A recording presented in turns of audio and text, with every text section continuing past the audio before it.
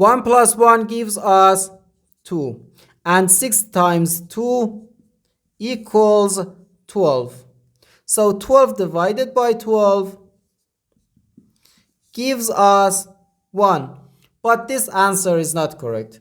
Because according to the order of operations, first we have to do parentheses, then exponent, then multiplication or division, and finally addition or subtraction. Remember that multiplication and division have equal priority and we have to work from left to right.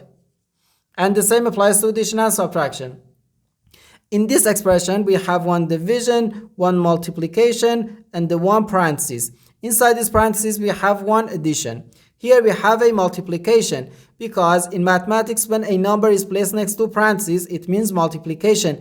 And we usually don't write the multiplication sign for brevity.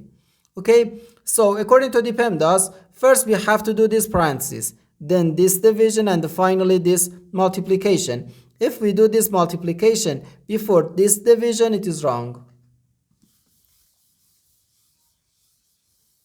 So first this parenthesis. Inside this parenthesis, we have 1 plus 1, which gives us 2. So 12 divided by 6 times 2. Now we have one division and one multiplication. As I said, multiplication and division have equal priority and we have to work from left to right. So here first we have to do this division. 12 divided by 6 gives us 2. So 2 times 2, which equals 4. And this is our final answer to this problem. The correct answer is 4.